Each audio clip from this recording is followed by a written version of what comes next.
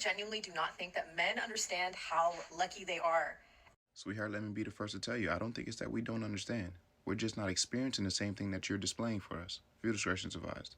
Every time I open this app, I see an eloquent, well spoken, self care giving woman, like someone who's just pouring into themselves, doing their skincare, working out, eating healthy, learning new things, reading books. That's what's on my timeline. It's called an algorithm. That's what it is. Yep. It's on your timeline for a reason. That's the things you are into. So the algorithm does this unique thing where it picks things that it believes that we are into and it shows us a lot of that. Men are into completely different things than women, so our algorithms are completely different. The fact that you even use social media as a reference point is it's a bad start for you. Not to mention much of what we see on social media is fabricated.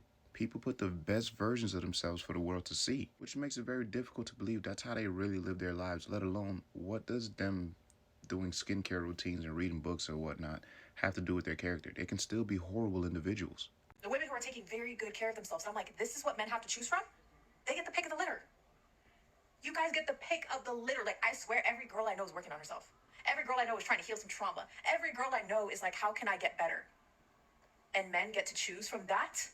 If that's the pick of the litter, I wonder what the bottom of the barrel is. But sweetheart, you said it yourself. That's every girl you know. That's a very, very small percentage of women. That isn't enough to make it seem as if we have so many wonderful options just walking around willing and ready to be chosen by a great man. Working on yourself, healing your trauma, becoming a better person is all wonderful things. I could never discredit that. However, I think the question you need to ask is how are they now redistributing the wonderful things that they have worked on or the things that they have picked up along the way? Because I'll be the first to tell you, you can work on a million different characteristics to make yourself better, which would be great. However, if you can actually redistribute it back into your relationships, back into your interactions with the opposite sex or anybody that's trying to get to know you, it means nothing. They don't understand how lucky they are. It's also shocking to me because there's so many men I feel like who just secretly do not like women, and I'm like, what is not to like about something soft and delicate and dainty that smells good and is funny and just requires food and joy and love? What's hard to love about women? Genuinely, what's hard? I'm like, it's shocking. Now, when you put it like that, I would agree with you. There is nothing difficult about loving a woman the way you describe them. But unfortunately, that's not what we are dealing with. That's what you think we are dealing with. Your version of your friends or the people that you see online is not what men experience. Think about it this way. Whatever it is to you, we get the great value version of that. And I know that may be a little difficult to digest. However, it's no different from a McDonald's commercial.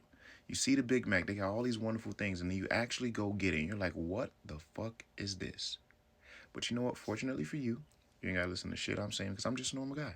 That could be changed.